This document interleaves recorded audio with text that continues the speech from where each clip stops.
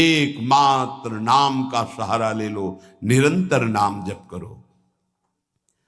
जो जितना अधिक नाम जप करेगा उसे उतनी अधिक भागवतिक शक्ति प्राप्त होगी। ध्यान दीजिए, जो जितना अधिक नाम जप करेगा उसे उतनी ही अधिक भागवतिक शक्ति प्राप्त होगी। जितनी अधिक भागवतिक शक्ति प्राप्त होगी उतने अधिक निर्विकार होते जाओगे। बहुत पॉइंट की बात है।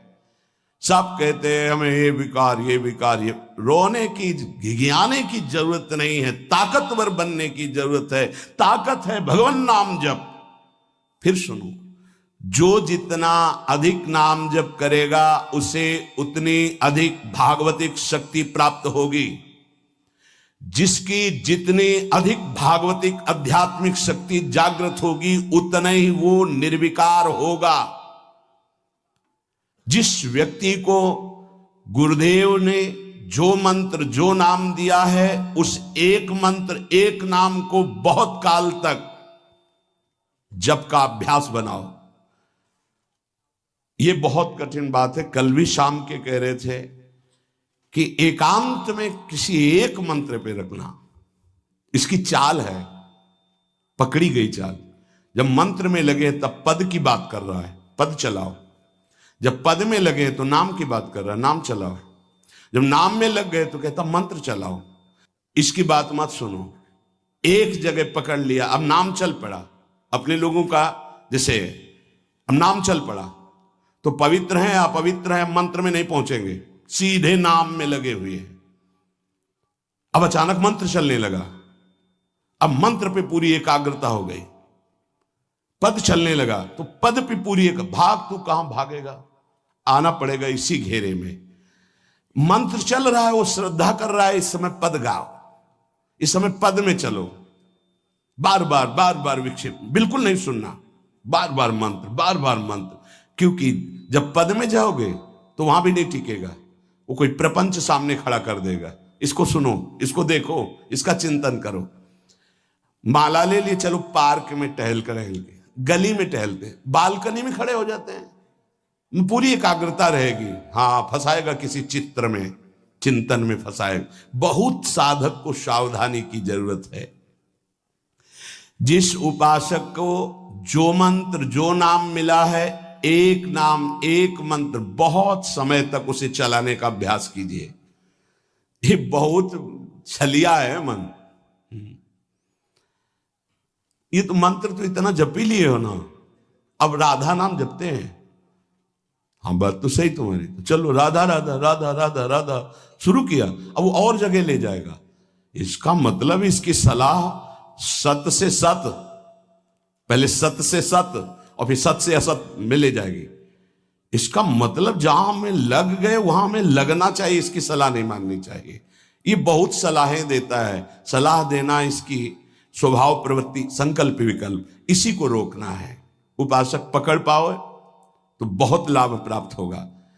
सब इस समय हमें ये नहीं देखना कि मानसिक से कितना लाभ है, उपांशु से कितना, ये सब बातें मत देखो। अरे वाचिक से 10 गुना उपांशु, उपांशु से 100 गुना मानसिक, ये गुना उना हमें नहीं चाहिए। इस समय हमें भगवदाकार वृत्ति करनी है।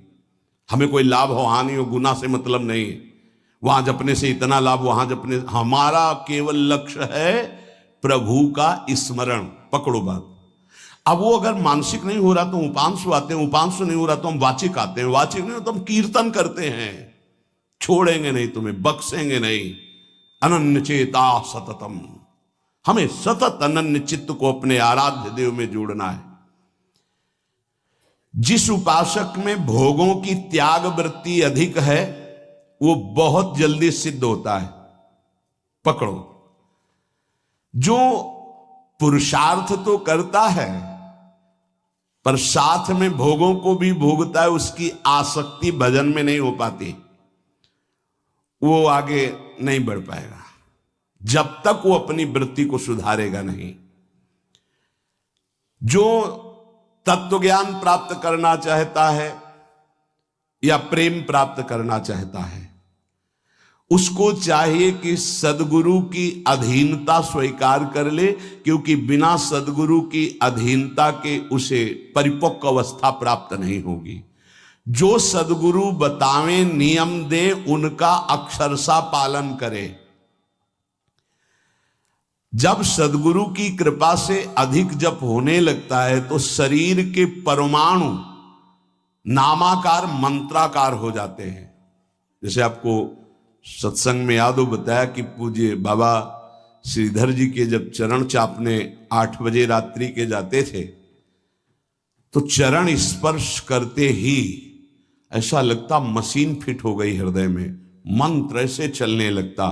तो अधिक समय बाबा की समीपता में बिताने की कोशिश करते, पर वो जब एकदम भाव में डूब जाते तो अपने लोग छोड़ के चल देते थे, विक्षेप ना पहुंचे उनको। बड़ी उत्तम अवस्था पूज्य बाबा की, बड़ी उत्तम अवस्था। भजन और दैन्यता ये 2 जीवन में उनके बहुत जोर की थी। कहीं कोई किसी भी तरह का अभिमान नहीं, और दैन्यता के